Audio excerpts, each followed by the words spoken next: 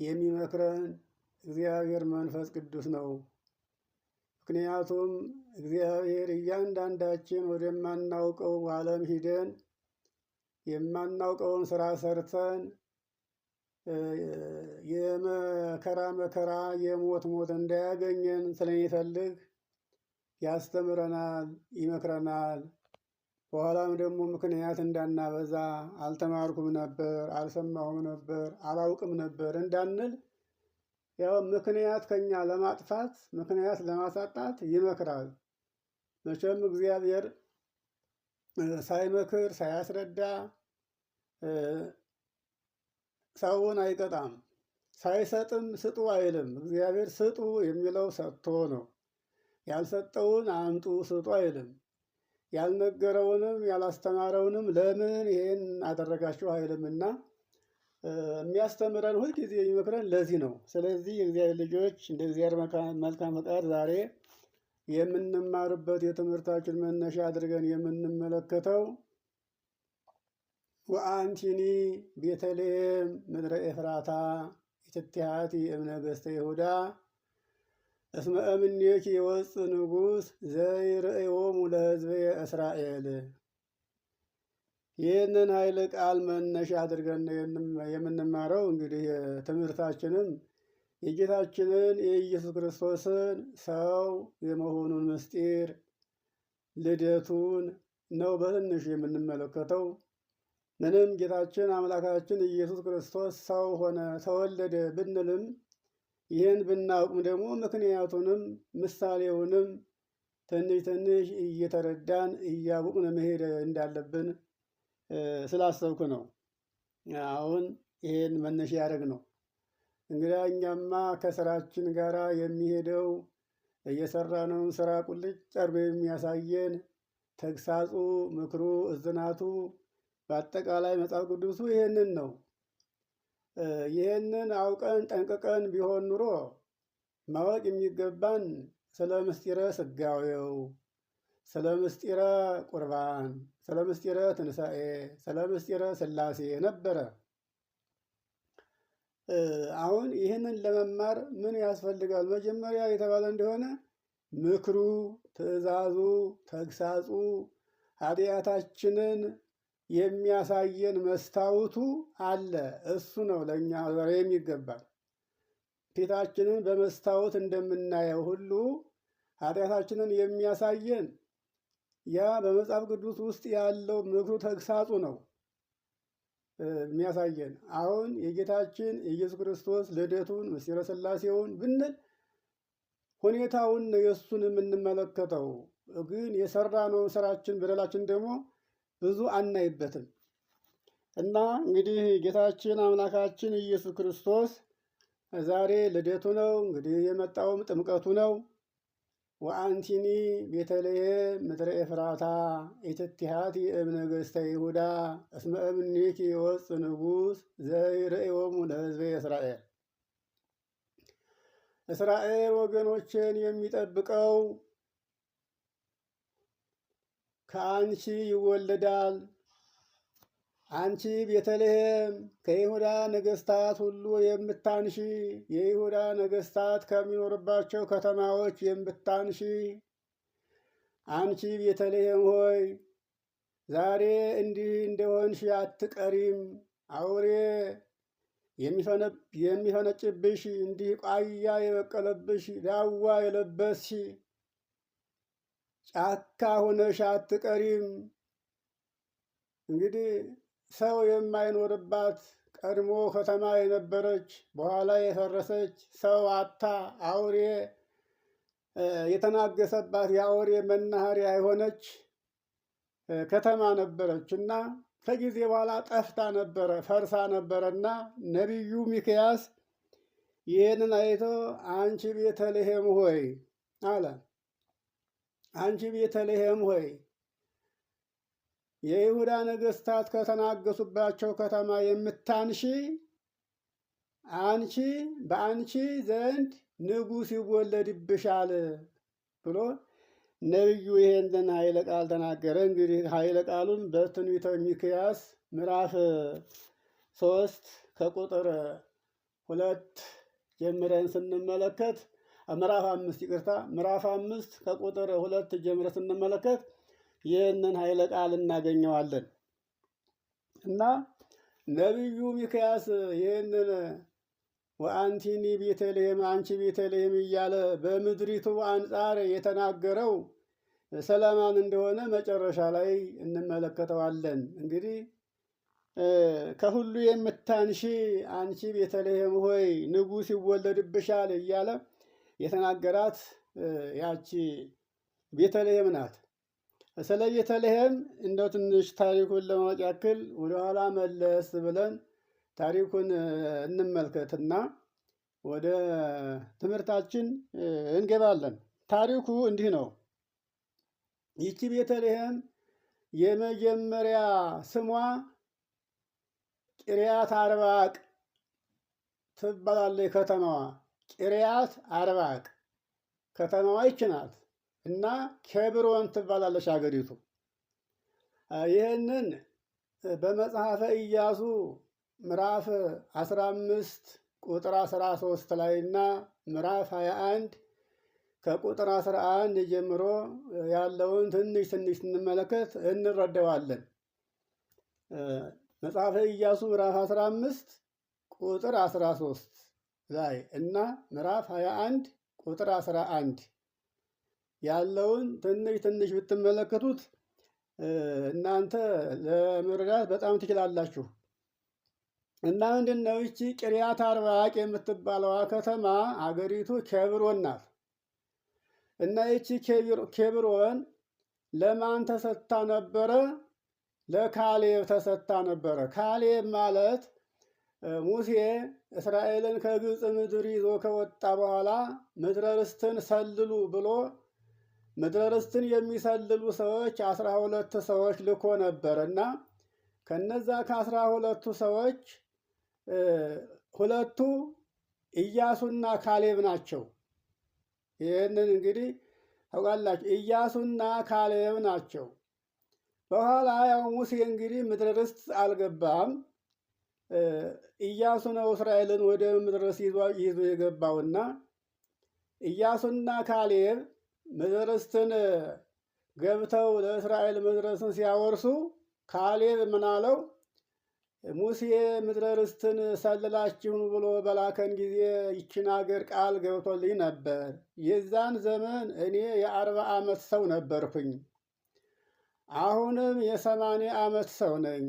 ከአንተ ጋር እኩል እወጣለሁ እወርዳለሁ፣ ገና በኃይል ነኝ። ስለዚህ ሙሴ የገባልኝን ቃል ይችን ኬብሮንን ርስት አድርገህ ስጠኝ ብሎ ካሌብ ኢያሱን ይለምነዋል። ኢያሱም የእስራኤልን ሽማግሌዎች አስመስክሮ ማለት ያው ሙሴ ቃል ገብቶለት እንደነበረ ይሄንን አስመስክሮ ለካሌብ ሰጠው። ማንን? ኪርያቅ አርባቅን ማለት ነው። ኬብሮንን ማለት ነው። ኪርያቅ አርባቅ የሚላት ከተማዋን ነው። ለዚህ ነው ኢያሱ ምዕራፍ 15 ቁጥር 13 ምዕራፍ 21 ቁጥር 11 ላይ ያለውን አንብቡት ያልኳችሁ ይህን እንዲታውቁ ነው። እና ካሌብ ይችን አገር ኢያሱ ካወረሰው በኋላ ምን ይላል? ሚስት አገባ። ሚስት ሲያገባ ያገባት ሚስት ከጠላቶቻቸው መካከል ነበረች። የጠላቶቻቸው ወገን ነበረች እና የጠላቶቹ ወገን ስለነበረች ሚስቱ በእሷ ስም አልለወጣትም። ከእሷ በኋላ ያቺ ሴትዮ አዙባ ትባላለች። መጀመሪያ ያችን አገር እጅ ካረገ በኋላ ያገባት ሚስት አዙባ የምትባል ሚስት ነበረች። በዚች በአዙባ ስም አላወጣላትም። ከእሷ ቀጥሎ ካሌብ ሌላ ሚስት አገባ። ማንን አገባ? ከብታ የምትባል ሚስት አገባ። ከብታ የምትባል ሚስት አግብቶ ይችን ኬብሮንን ከብታ ብሎ ጠራት ይላል ታሪክ። እንግዲህ አያችሁ፣ መጀመሪያ ከተማዋ ኪርያቅ አርባቅ ነች። አገሯ ኬብሮን ናት። ከብታ የምትባል ሚስት ሲያገባ በሚስቱ በከብታ ከብታ ብሎ ጠራት። ምን ሀገሪቱን። ቆይቶ ሌላ ሚስት አገባ። ማንን አገባ? ኤፍራታ የምትባል ሚስት አገባ። ማን ነው ይሄ? ካሌብ ነው።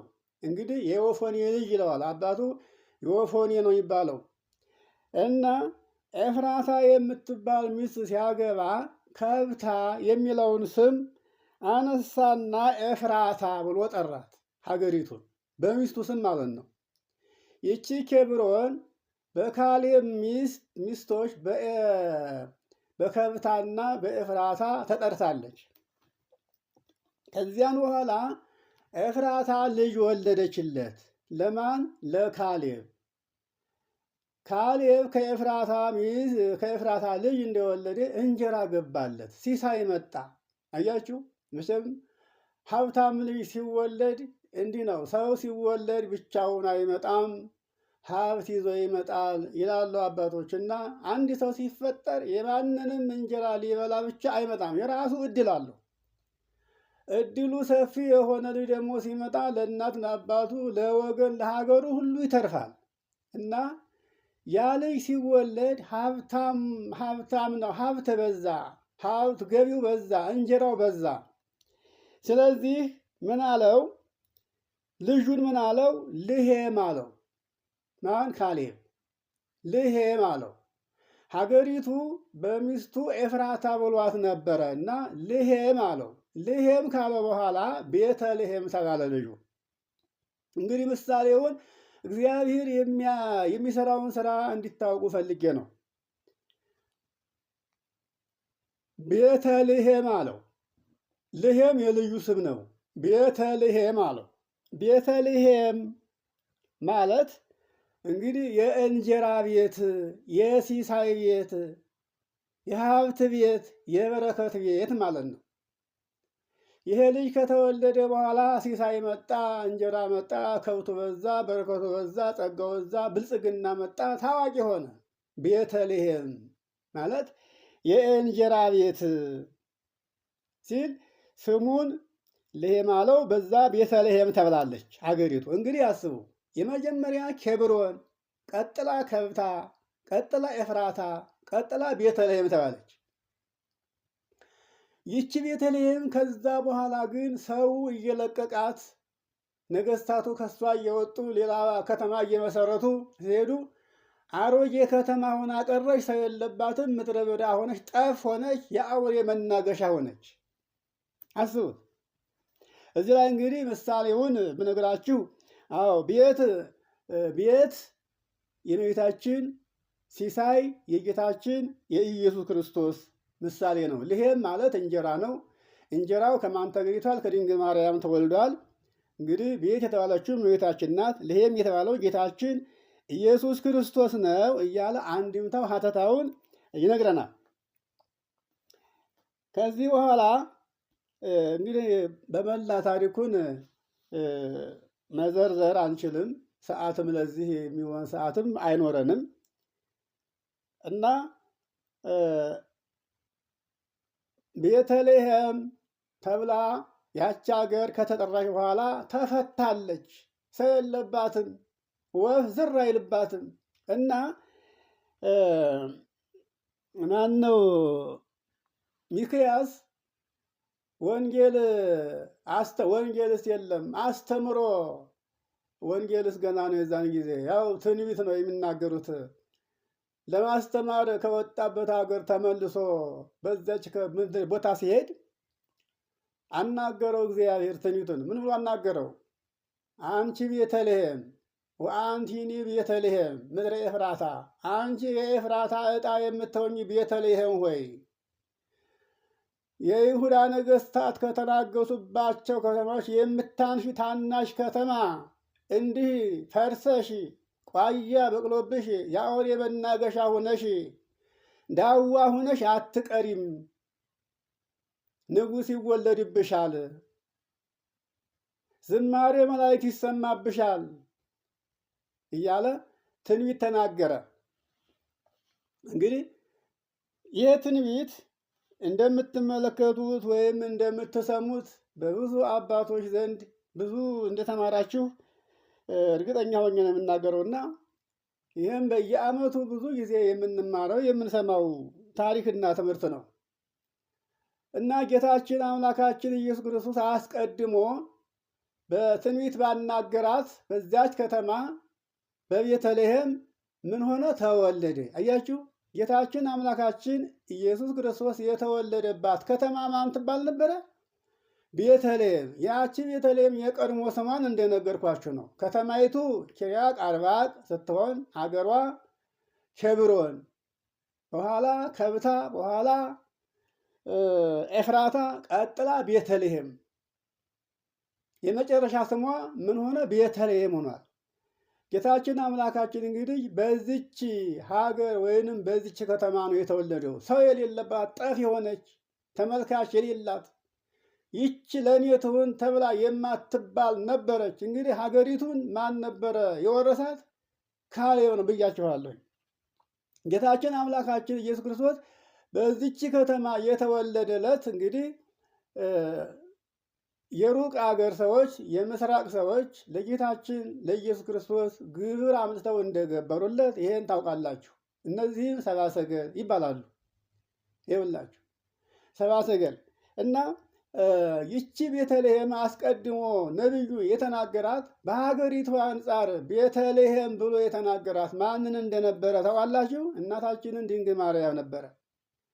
ከሰው ነገስታት ከተናገሱባት ከተማ የምታንሽ አለች። እንግዲህ እመቤታችን እግዚአብሔር በእሷ አድሮ ሳለ በሰው ዘንድ ግን ታናሽ ሆና ትታይ ነበረ። ይኸው እናት አባቶቿ ከእሷ ጋር የሉም። ያደገችው በቤተ መቅደስ ነው። ከዚያም በዛም በቤተ መቅደስ ከኖረች በኋላ ወጥታ እንግዲህ ከ13 ዓመት በኋላ ከ12 ዓመት በኋላ ከቤተ መቅደስ ወጥታ በሰው ቤት ነው ያለችው። አያችሁ፣ መጠጊያ የላትም ነበር። ስለዚህ ከሰው የምታንስ ነበረች። ምንም የላት ድሃ ነበረች። ቤት ብሎ ነቢዩ የተናገረው እናታችንን ቅድስት ድንግል ማርያም ነበረ። ልሔም ብሎ ደግሞ ሲናገር ህብስተ ሰማያዊ የሆነውን ከሰማይ የወረደውን መና በማኅፀኗ ያሳደረች ህብስተ ሰማያዊ የሚገኝባት ብሎ ስለ እሷ በሀገሪቱ አንጻር የተናገረው ስለ ድንግል ማርያም ነበር። ይገርማቸዋል። እና በዚች በቤተልሔም እንደተወለደ ሰብአ ሰገል ግብር አቀረቡለት።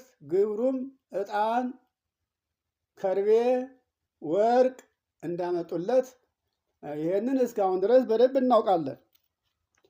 እና የእግዚአብሔር ልጆች እንግዲህ ይህንን ጌታ ነው እግዚአብሔር ለእኛ የሰጠን።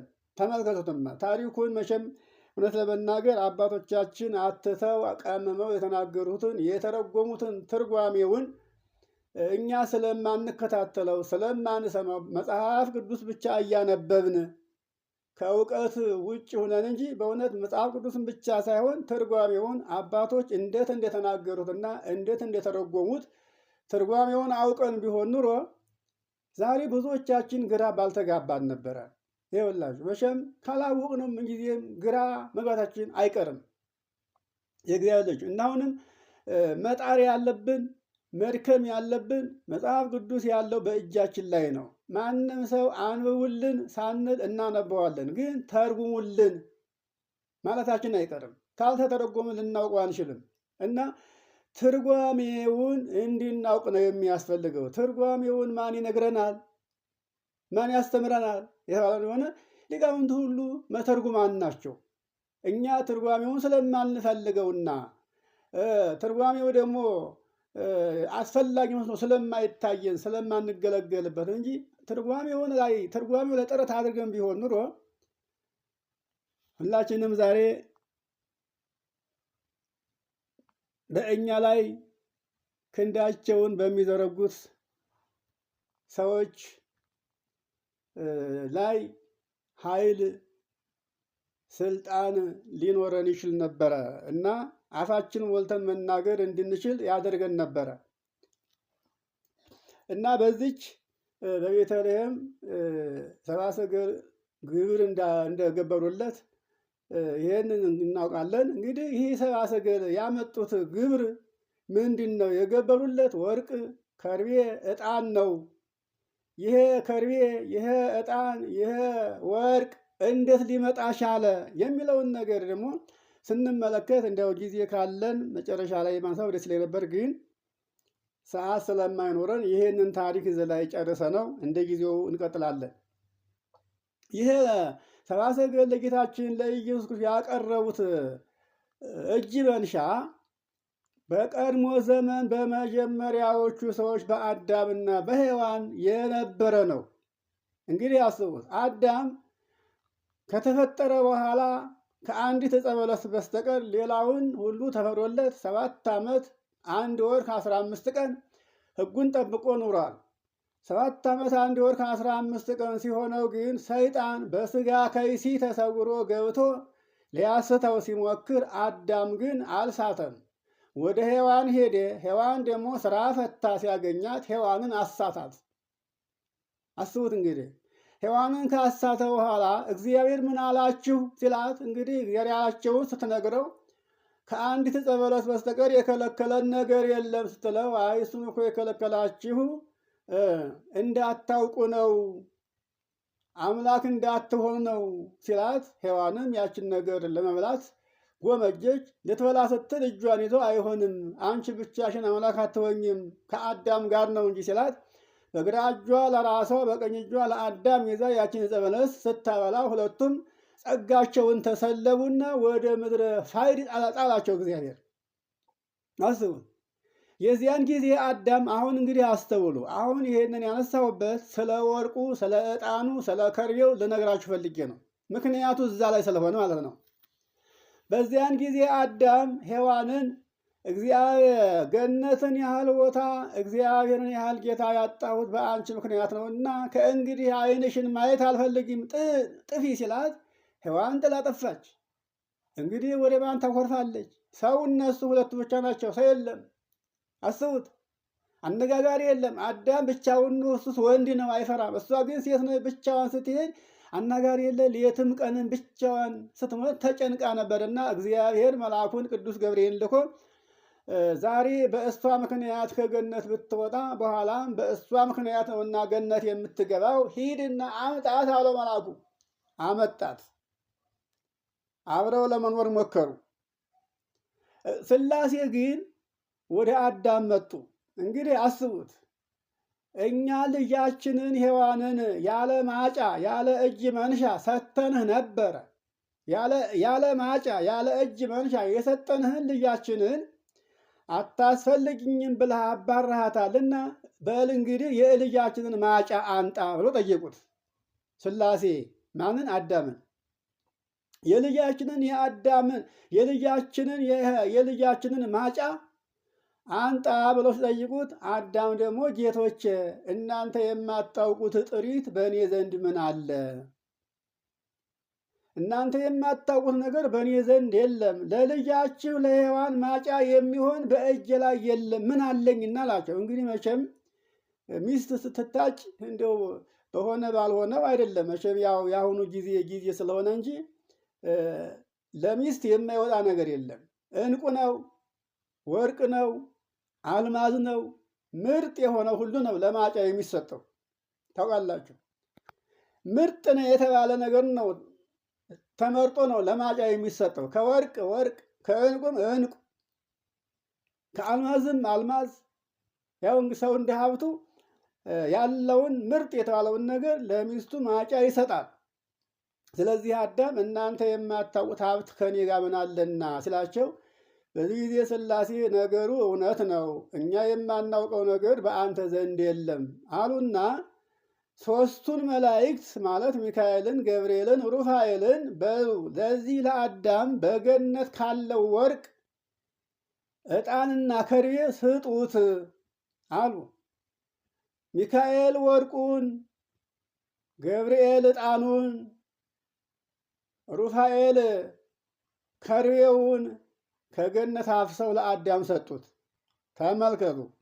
ያን ጊዜ አዳም ከሦስቱ መላእክት ይሄንን እጅ መንሻ ተቀብሎ ለሥላሴ እንኩ የልጃችሁን ማጫ ብሎ አቀረበ።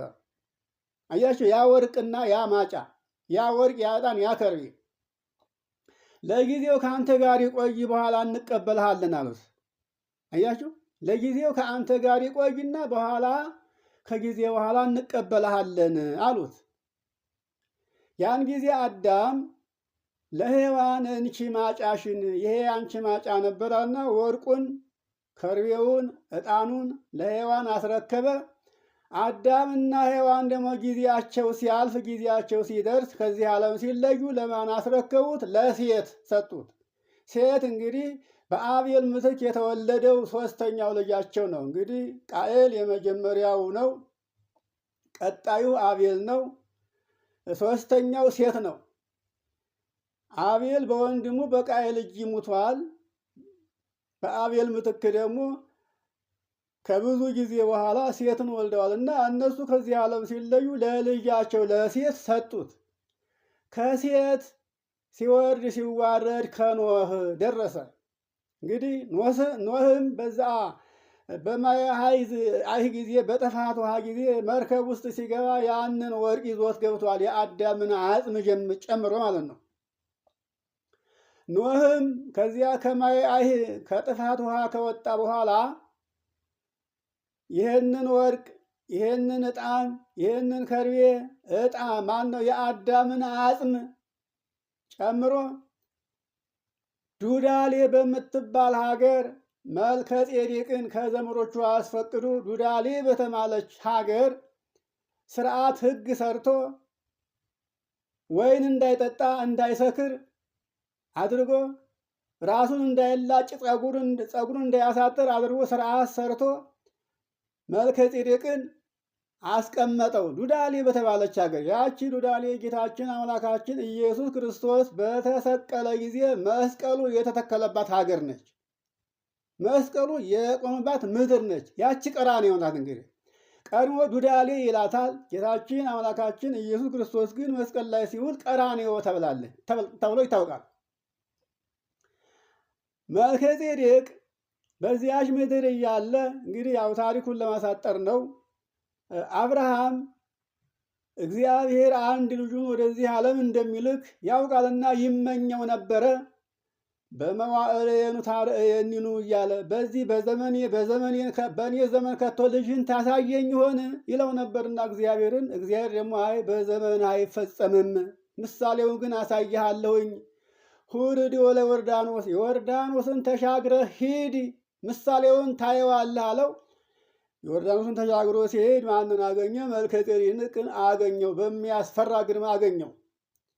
እንግዲህ ከመልከ ጼዴቅ አብርሃም ይህንን ወርቅ፣ ይህንን ዕጣን፣ ይህን ከርቤ ተቀበለው። አብርሃም ሲያረጅ ለልጁ ለይስሐቅ፣ ይስሐቅ ሲያረጅ ለልጁ ለያዕቆብ፣ ያዕቆብም ይህንን ይዞ ወደ ግብፅ ምድር ተሰዷል። እንግዲህ ይሄ ወርቅ በግብፅ ምድር 215 ዓመት፣ በከነአን 215 ዓመት፣ በግብፅና በከነአን 430 ዘመን ኑሯል። ሙሴ እስራኤልን ከግብፅ ምድር ይዞ ሲወጣ ይህንን ወርቅ፣ ይህን ዕጣን፣ ይህን ከርቤ ይዞት ወጥቷል። ከሙሴ ወደ ኢያሱ፣ ከኢያሱም እንዲህ ወደ መሳፍንት እየሄደ ከዚያም ከኤሊ ደረሰ። ከኤሊም በኋላ ሳሙኤል ተረከበው። ከሳሙኤል ሳኦል፣ ከሳኦል ዳዊት፣ ከሳኦል ዳዊት፣ ከዳዊት ሰሎሞን ተረከበው።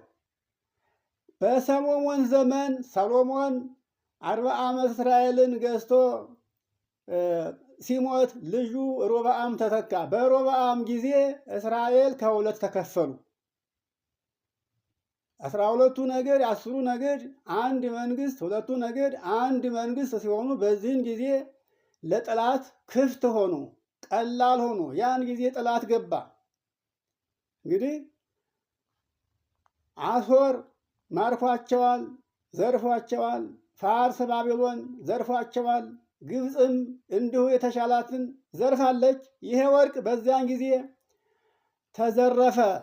ያሸነፈው ሁሉ የትም አገር ቢሄድ ካሸነፈበት እየተማረከ የትም ግብፅም ወርዷል፣ ፋርስ ባቢሎንም ወርዷል፣ አሦርም ወርዷል። ይኸውላችሁ በመጨረሻው ዘመን ይሄ ወርቅ በምስራቅ አገር በእነዚህ በምስራቃውያን በባቢሎናውያን እጅ ላይ ለመጨረሻ ጊዜ ኖረ። እንግዲህ የእነዚህ የሶስቱ አባቶች ቅድመ አያታቸው ዠረደስት ይባላል። ይሄ ወርቅ በሱ እጅ ላይ ነበረ። ይህም ሰውዬ ፈላስፋ ነበረ እና አንድ ቀን ከውሃ ዳር ሆኖ የፍልስፍና መጽሐፍ እየተመለከተ ሳለ በሰማይ ላይ ድንግል ልጇን ታቅፋ ያያት ነበርና ይህንን ቀርጾ ለልጆቹ በእንዲህ ያለ ጊዜ እንዲህ አይነት ኮከብ ይወጣል። ይሄ ኮከብ ሲወጣ ሰማያዊ ንጉሥ ይወለዳልና ይሄንን ወርቅ፣ ይሄንን ዕጣን፣ ይሄንን ከርቤ ይዛችሁ ሂዳችሁ ገብሩለት ብሎ ለልጆቹ ይነግራቸዋል። ልጆቹም ለልጆቻቸው የልጅ ልጅ ነው ይሄንን ያመጣው። እንግዲህ ያ ዘመኑ ሰፊ ነው፣ ሩቅ ዘመን ነው ይሄውላችሁ እና ጌታችን አምላካችን ሊወለድ 2 ዓመት ሲቀረው እነዚህ ሰዎች ለጌታችን ለኢየሱስ ክርስቶስ ሊገብሩለት ወርቁን፣ ዕጣኑን፣ ከርቤውን ይዘው 2 ዓመት ተጓዙ ነው የሚለው መጽሐፉ። ያሺ 2 ዓመት ተጉዘው የልደቱ ዕለት ደረሱ። እንግዲህ ኢየሩሳሌም ሲደርሱ የአይሁድ ንጉሥ የተወለደው የት ነው ብለው ጠየቁ። ተራ ሰው አልጠየቁም። የጠየቁት የሀገሪቱን መሪ የሀገሪቱን ንጉሥ ነው። እንግዲህ ንጉሡ ሳያውቀው አይሆንም እኛ እንኳን አውቀነዋል እንኳን የሀገሪቱ ንጉሥ ብለው የሀገሪቱን ንጉሥ ሄሮድስን ጠየቁ።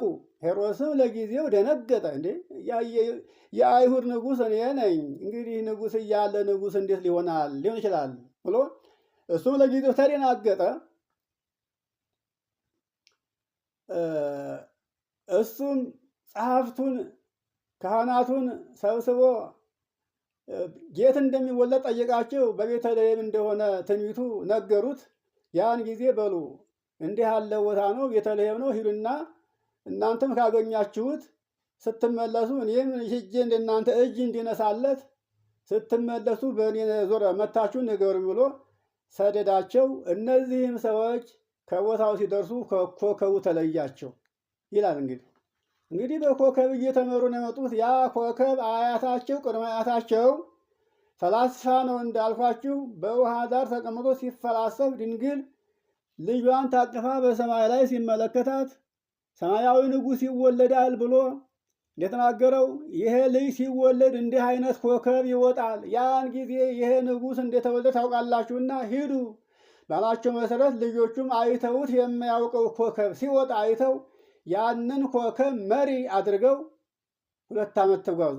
እንግዲህ አስቡት እግዚአብሔር ለምን በኮከብ መራቸው የሚለውን ደግሞ ብናስብ ኮከብ አምላኪዎች ነበሩና እንዳይፈሩ ክፉ ነገርን ይገጥማ ብለው እንዳያስቡ እንዳይሰጉ ወደማያውቁት ሀገር ሲሄዱ የሚገጥመው ነገር ብዙ ነው እና ያ የሚያመልኩት አምላካቸው ኮከብ ስለነበረ ኮከብ እየመራቸው ስለመጣ የሚያሰጋቸው የለም፣ የሚያስፈራቸው ነገር የለም። የምናመልከውና የምናምነው ኮከብ ነው የሚመራ ብለው እንዳይሰጉ በለመዱት በሚያውቁት ኮከብ መራቸው ነው የሚለው እንግዲህ እና ኢየሩሳሌም ሲደርሱ ቤተልሔም ሲደርሱ ልጅታቸው እና በለመዱት መራቸው ነው የሚለው። እንግዲህ ያው ሰዎች የተነሱት 12 ናቸው፣ ግን 9ኙ ተመልሰዋል። ምክንያቱን አሁን አናነሳውም። ያው ዞሮ ምክንያት ቢኖረውም እግዚአብሔር ይህንን በረከት እንዳይሳተፉ ስላልፈለገ 9ኙን መልሷቸዋል። የዚህ በረከት ተሳታፊ እንዲሆኑ የተፈቀደላቸውን ሰዎች ስማቸውም ቱሲማር በሪድሳፋ ሜልኩ ይባላሉ። እነዚህም እልፍ ሰራዊት አላቸው እያንዳንዳቸው።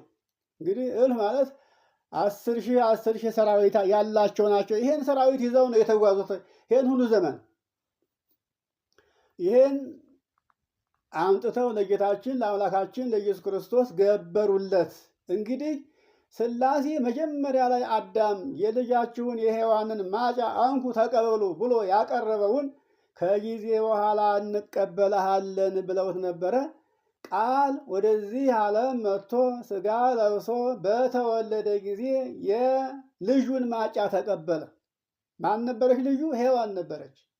አያችሁ፣ የልጁን ማጫ ከአዳም ተቀበለ። ያ ወርቅ እንግዲህ አዳም ለሥላሴ የልጃችሁን ማጫ እንኩ ተቀበሉኝ ብሎ ያቀረበው ነው። አያችሁ፣ ግን ያሳለፈውን ዘመን አስቡት። ከአንዱ ወደ አንዱ ሲንከራተት ኖሮ አንዱ ሲያሸንፍ አንዱ ሲማርከው፣ አንዱ ሲያሸንፍ አንዱ ሲማርከው፣ በመጨረሻው ዘመን ግን ከምስራቅ አገር በጀረደሽት እጅ ኑሮ በእነዚህ አሁን በሶስቱ ሰዎች ቱሲማር፣ በዲድሳፋ፣ ሜልኩ በተባሉ ሰዎች በእነዚህ እጅ ገጸ በረከት ቀረበለት። እንግዲህ አስቡት፣ ወርቅ ነው፣ ወርቅ ጥሩይ ነው። አንተ ጽሩይ አምላክ ንጹሕ አምላክ ነህ ሲሉ ወርቅ ገበሩለት። ምዑዝ ነህ ሲሉ ዕጣን ስታዩት ጣፋጭ ነው፣ ሽታው ይማርካል፣ ጥሩ ጥሩ ይሸታል። አንተም መዓዛህ ንጹሕ ነው ጥሩ ነው ሲሉ ዕጣን ገበሩለት። ከርቤው ደግሞ በመስቀል ላይ ለሚቀበለው ለመከራው ከርቤ መራራ ነው። አዎ ለዚያ ገበሩለት ነው የሚለው። እንግዲህ የእግዚአብሔር ልጆች አሁን እንደው ታሪኩን ሙላውን ሰማ ነው እንዳትሉ፣ በእውነት ለመናገር በትንሹ እንደው እንድናውቀው ብዬ ነው እንጂ ትርጓሜውን ይዘን ብናነበው ይሻል ነበረ። ትንሽ ትንሽ እያልን ብናነበው ትርጓሜ ይሻል ነበረ። እኔ አሁን የምነግራችሁ እንደው ትንሽ ቀንጨብ ለማስገንዘቢያ ያክል ነው እንጂ በሙሉ ታሪኩን አይደለም እየነገርኳችሁ ያለው።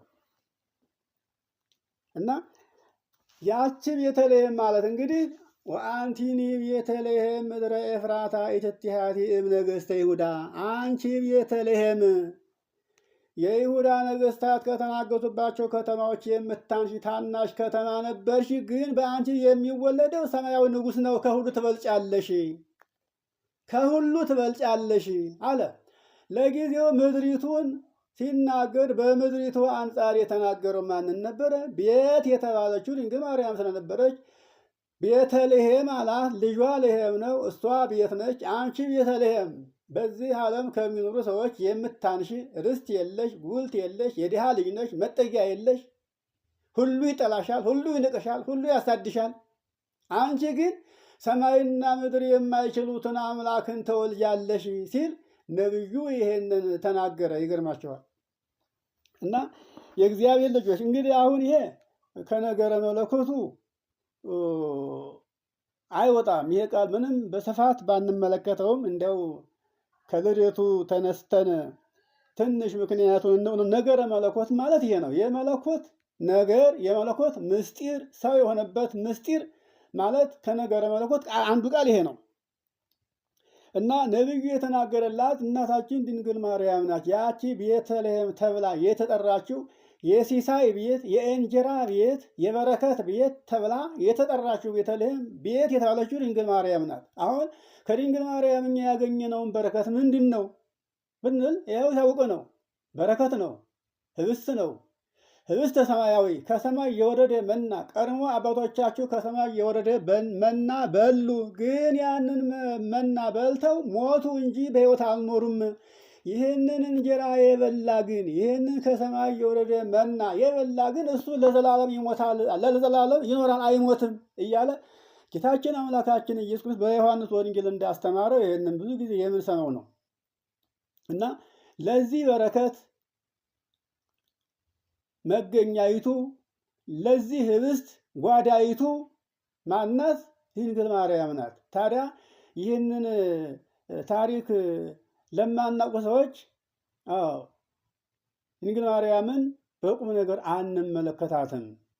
እንደው መቼም በስም ድንግል ማርያም እናታችን የጌታችን እናት እንላለን እንጂ ከሚክዷትና ከሚያጣጥሏት ሰዎች ጋር እንኳ እኩል ነን። እውነት ለመናገር ውዴታችን ፍቅራችን ስለ እሷ ያለው የሚገለጠው በአፋችን እንጂ በእውነት ከልባችን ላይ አልተጻፈም። እውነት ለመናገር እንወዳታለን፣ ግን እንደምንወዳት እርግጠኛ ብንሆን እኮ እንደምንወዳት እርግጠኛ ሆነን ብንገኝ እኮ ድንግል ማርያም እኛን ለመጠበቅ ታንሳለች እንዴ? አታንስም እኮ። ለዓለም ሁሉ ቤዛ ሆና ተሰጥታለች። የዓለም ቤዛ ነች። አያችሁት? ቤዛ ነበረች። ሰማይ ምድር የማይሸከሙትን እየተሸከመች ለዓለሙ ሁሉ የሚበቃ ተበልቶ የማያልቅ ምግብ ያዘጋጀች እሷ ነች። በእሷ ማኅፀን እኛ ዓለምን አርሰን ቆፍረን የማንጠግብ ሰዎች በአንዲት ብላቴና ማኅፀን የተዘጋጀ የቀረበ መና ተበልቶ የማያልቅ መና ያዘጋጀች ድንግል ማርያም ነች። እንግዲህ እስቲ ያስቡት። ይህን ዓለም ብናርስ አንጠግብም እኮ። በጎተራ ስንከት ብንኖር ያ ሁሉ ያልቃል፣ ይደቃል፣ ይጠፋል። ብዕል ነቀዝ ያበላሸዋል፣ ሌባ ይሰርቀዋል። በእሷ የተገኘው ግን ብዕል ነቀዝ ያበላሸውም፣ ሌባ ይሰርቀውም።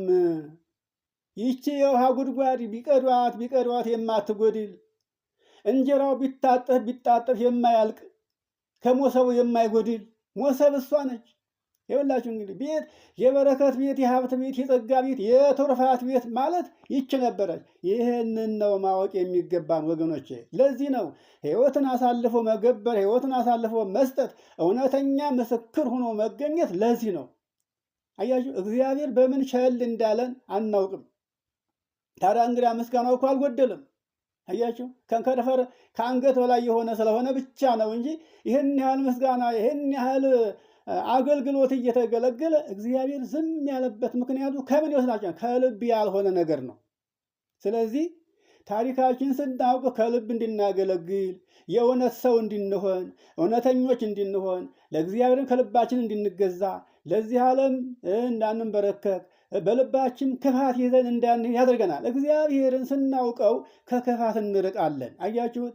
አሁን ሁላችን እግዚአብሔር የምናውቀው በአፋችን ነው እንጂ በልባችን ላይስ የለም። ቢኖርማ ማንም ሰው ኃጢአተኛ ሆኖ ወንጀለኛ ሆኖ ደም አፍሳሽ ሆኖ ቋንጃ ቆራጭ ሆኖ የሰውን ገንዘብ ወዳጅ ሆኖ አናገኘው ነበር። አያችሁ፣ ስልጣን ወዳጅ ያደረገን፣ ገንዘብ ወዳጅ ያደረገን፣ ባልንጀራችን እንዳንወድ ያደረገን እግዚአብሔርን ከልባችን ስላልተረዳ ነው። ገብቷችኋል ወገኖቼ? እግዚአብሔርን ከልባችን እንድንረዳው ያስፈልጋል። እሱን ደግሞ ከልብ ለመረዳት ምን ያስፈልጋል? ታሪክን ማወቅ። መቼም አባቶቻችን ይህን ታሪክ ያስቀመጡት እነሱ አውቀውት አልፈዋል፣ ሰርተውበታል፣ ተጠቅመውበታል። ልጆቻቸው ደግሞ የእነሱን ታሪክ እነሱ የጻፉትን ታሪክ ስለ ክርስቶስ የተናገሩትን ስለ እግዚአብሔር የተናገሩትን ይህንን በአንድነት እንድናውቅ ነው የሚያስፈልገው። መጽሐፍ ቅዱስን መያዝ ማለት ማወቅ ማለት አይደለም። መጽሐፍ ቅዱስን ለማወቅ የምንችለውን ያክል እንድንመራመር እንድንፈላሰፍ መጽሐፍ ቅዱስ ያስፈልጋል። ግን የደከሙበት ሰዎች እግዚአብሔር መንፈስ ቅዱስ አድሮባቸው ያስተረጉማቸው ሰዎች ሳይገኙ መጽሐፍ ቅዱስን ማወቅ አንችልም ወገኖች። እንግዲያማ ራሳችንስ ድርሰትን ደርስ የለ እንዴ? እንኳን የተጻፈውን ለማንበብ አይደለም ያልተጻፈውንም ድርሰት ደርሰን መጽሐፍ እንችላለን እኮ። ግን ለስጋ ካልሆነ በስተቀር ለነፍስ የሚሆን ስራ አንሰራም። ይሄ ግን ለነፍስ የሚሆን ነው። በምድርም ላይ ስንኖር በስጋም ሳለን ጥላ ይሆናል፣ መጠጊያ ይሆናል። አያችሁት? ከተወረወረ ጦር ከመጣው መከራ ይሰውራል። ለነፍስም ለስጋም ሕይወት ነው፣ ጤና ነው። አያችሁ፣ ሰው እግዚአብሔርን ካሰበ እግዚአብሔርን ከያዘ ቢበላ ባይበላ ቢለብስ ባይለብስ ምንም ዕዳ የለበትም፣ ችግር የለበትም። ልብስም እግዚአብሔር ነው፣ ጉርስም እግዚአብሔር ነው። እግዚአብሔርን የያዙ ሰዎች ከቶ በዚህ ዓለም ፈትለው ለብሰው አርሰው ጎርሰው አልታዩም። ስለ ልብስ፣ ስለ ኑሮ፣ ስለ እንጀራ ሳይጨነቁ ኑረዋል። ይገርማቸዋል። ዛሬ እኛ ሁሉንም ይዘን ግን አልሞላለንም። በዚህ እግዚአብሔርን የእኛ ነው ብለን እንላለን፣ በዚህ እናርሳለን፣ እንቆፍራለን፣ እናመርታለን። ምንም የሚታይብን ጎደሎ ብቻ ነው። እና ከዚህ ሁሉ ወደ እግዚአብሔር ብንመለስ የአባቶቻችንን ድካም የደከሙለትን ስለ ክርስቶስ የተነገረውን ምስጢር ለማወቅ ጆሮአችን ብናዘነብል መልካም ነው ለማለት ፈልጌ ነው። እንግዲህ ወአንቲኒ ቤተልሔም ምድረ ኤፍራታ፣ አንቺ የኤፍራታ ምድር የኤፍራታ ዕጣ ሆይ የኤፍራታ ዕጣ ሆይ ዛሬ ከሁሉ አንሰሻል፣ እንዲህ ቋያ በቅሎብሻል። የአውሬ መናገሻ የአውሬ መናኸሪያ ሆነሻል። አውሬው ይጠፋል። የሰማያዊ ንጉሥ ይወለድብሽን አውሬው ይጠፋል ተባለ። ያው ንጉሱ ሰማያዊ ንጉሥ ሲወለድ አውሬው ጠፍቷል እኮ አያችሁት? አውሬው ሰውን ከሰው የሚያጋጨው፣ ሰውን ከሰው የሚያባላው፣ ሰውን ክፉ የሚያሰራው፣ በሰው አድሮ ክፉ ስራ የሚሰራው ዲያብሎስ ነበረ። እሱ የተወለደለት ግን ያ አውሬው ጠፋ። ማን ነበረ? ሰይጣን ነበረ። ሰውና ሰው ተስማሙ። ይኸው ሰውና ሰው ተስማሙ። ሰውና እግዚአብሔር ታረቁ። ጽድቅ ወሰላም ተሰአማ ሳይል ወደ ተራከባ እያለ ነብዩ የተናገረው ሳይል ወርተ ተራከባ ጽድቅ ወሰላም ተሰአማ ርትዕሰ ምድር ሰረጸት። እውነት ከምድር በቀለች። እውነት ማን ነበረ? ክርስቶስ ነበረ። ምድር ማን ነበረ? ድንግል ማርያም ነበረች። እውነት አለ። እውነት ከምድር በቀለች። እውነት ከምድር ስትበቅል ሰውና እግዚአብሔር ተስማሙ፣ ተገናኙ። ሰዎች አይተውት የማያውቁትን ሰምተውት የማያውቁትን እግዚአብሔርን አዩት፣ ሰሙት፣ በቃል ተነጋገሩት እያለ ነብዩ አስቀድሞ የተናገረለት ይሄንን ነበር ወገኖች። ታዲያ ሰውና እግዚአብሔር ሰላም ፈጥረው ለብዙ ዘመን ተለያይተው የነበሩ ሰላም ፈጥረው ሰላም ተፈጥሮ ሰው የቀደመ ክብሩን አግኝቶ ነበረ። አሁን ግን ተመልሰን የቀደመ ክብራችንን የጠፋ ክብራችን አግኝተን ሳለ አሁን ደግሞ ያን ክብራችን ለመጣል በትግል ላይ ነው ያለ ነው። እግዚአብሔር ነው በትግል ነው የያዘን። ይኸውላችሁ እኛ ክብራችን ለመጣል በትግል ነው ያለ ነው። እሱ ነው በትግል ይዞናል። በትግል ምን እያደረገ? እያስተማረ፣ እየመከረ፣ እየወቀሰ እንዳም ሲል እየገረፈ በመከራ በሐዘን በችግር በደዌ በጭንቅ ይዞናል። ይህን የሚያደርግበት ጠልቶን አይደለም፣ ጠፍተን እንዳንቀር መከራው ሲጸናብን ወደሱ እንድንመለስ ነው እንጂ በእውነት ከመጀመሪያው ጀምረን እግዚአብሔርን እንደ እግዚአብሔርነቱ አውቀነው ለሕጉ ተገዦች ሁነን ባልንጀራችንን ወደን ባልንጀራህን እንደ ራስህ አድርገህ ውደድ ብሎ ያስተማረው የተናገረው እግዚአብሔር ነው። ይህንን ቃል እያሰብን እርስ በርሳችን በመተሳሰብ በመቻቻል በመደጋገፍ አንድ ሁነን ለመኖር ብንጀምር እኮ ይሄ ሁሉ የሚያስጨንቀን ሁሉ ይጠፋ ነበር ወገኖች። ጥበቡ ተሰወረብን። የትኛው ጥበብ? ከመከራ ከስደት ከረሃብ ከጭንቅ ከደዌ ከክርክር ነፃ የምንወጣበት ጥበብ ተሰወረብን። ጥበቡ ያለው ግን በልባችን ላይ ነበረ። እኛ ግን እምቢ አለን። ይህ ዓለም እያሳሳን ነው። የሚቀናን ጠብና ክርክር ነው። የሚቀናን ብስጭት፣ ክፋት፣ ተንኮል ነው። ትዕቢት ነው የሚቀናን። ይኸውላችሁ ሰይጣን በምንም ተአምር ከእጁ ነጥቀን ልንወጣ አልቻልንም። በእሱ ቁጥጥር ስር አድርጎናል። ስለዚህ ነው እንብይዎ ለሰይጣን ብሎ ሐዋርያው የተናገረው። ሰይጣንን እምቢ በሉት። ክፉ ነገር ሲያሳያችሁ፣ ክፉ ነገር ሲያሳስባችሁ ያ የሰይጣን ነውና ሰይጣንን እምቢ በሉት። ራሳችሁን መከራ ላይ እንድትጥሉ ክፉ እንድታስቡ የሚያደርግ ሰይጣን ነው። እግዚአብሔር ከቶ ወዳጆቹን ክፋትን እንዲያስቡ አያደርጋቸውም። ስለዚህ አምላካችሁን ውደዱት፣ አክብሩት፣ ሕጉን ጠብቁ እያለ የሚያስተምረው ለዚህ ነው። እና አሁን እንግዲህ ያለንበትን ጊዜውን፣ ሰዓቱን፣ ወቅቱን ብትመለከቱት በተድላ በደስታ የሚኖረው ማን ነው ብለን ብናስብ ማንም የለም። ማንም ይኸው በስጋት ላይ የሚኖረው ብዙ ነው። በጥቅሶ ላይ ያለው ብዙ ነው። በስደት ያለው ብዙ ነው። በደዌ የተያዘው ብዙ ነው። ይኸውላችሁ እንግዲህ ይሄ ሁሉ እግዚአብሔርን ካለማሰብ ነውና እግዚአብሔርን ወደ ማሰብ እንድናዘነብል ነው። እንግዲህ ይቺ ቤተልሔም የሁላችን ቤት፣ ሁላችን የተራብነው የምንጠግብባት፣ የታረዝነው የምንለብስባት፣ የምንከብርባት ቤተልሔም ልሔማችን፣ እንጀራችን፣ ሲሳያችን የእግዚአብሔር ወልድ መገኛ ቤታችን ድንግል ማርያም ናትና ለእናታችን ለድንግል ማርያም ክብር ፍቅር እንዲኖረን ይሄም ደግሞ በከንፈር ሳይሆን ከልባችን። እሷ ንጹሕ ናት፣ ንጽሕት ናት፣ ቅድስት ናት፣ ርሪት ናት፣ ቸር ናትና እንግዲህ እናታችን ለመምሰል ምን ያስፈልጋል? ከውስጣችን ክፉ ነገር ያ መርዝ ተነቅሎ እንዲወጣ ማድረግ አለብን። ታዲያ ድንግል ማርያምን እግዚአብሔርን መናፍስት ሲሆኑ መሸካዱት የማያምኑትም እኮ ይጠሩታል ስሙን ይኸውላችሁ። ስለዚህ ከማያምኑት ለመለየት እኛ መገለጥ ያለብን በልባችን ነው እንጂ በከንፈራችን ሳይሆን በልባችን መገለጥ አለብን። የማን ልጆች? የድንግል ማርያም ልጆች ለመሆናችን አዎ ልጅ እናቱን ይመስላል። እናቱ ባለጌ ከሆነች ልጅ ባለጌ ነው። ከእናቱ ያላየውን ብልግና ልጅ አይባልግም። እናቱ ባለጌ ስትሆን አባቱ ባለጌ ሲሆን ልጅ ከእናት ከአባቱ የሚወርሰው ብልግናን ነው። ይኸውላችሁ እንግዲህ ይህንን ባለፈው ሰምታችሁ ከወደ በትንቢተ ሕዝቅኤል ምዕራፍ 16 ቁጥር 44 ላይ ከእናቲቱ ባሰች ልጅቱ ይላል። እናት የተባለችው ኦሪት ነች። ልጅት የተባለችው ደግሞ ወንጌል ነች። እናቲቱ አልተማረችም፣ መሀይም ናት፣ ምንም አታውቅም። ስለማታውቅ ግን እግዚአብሔርን በደለችው ስላልተማረች። ልጅቱ ግን ዘምናለች፣ ሰልጥናለች።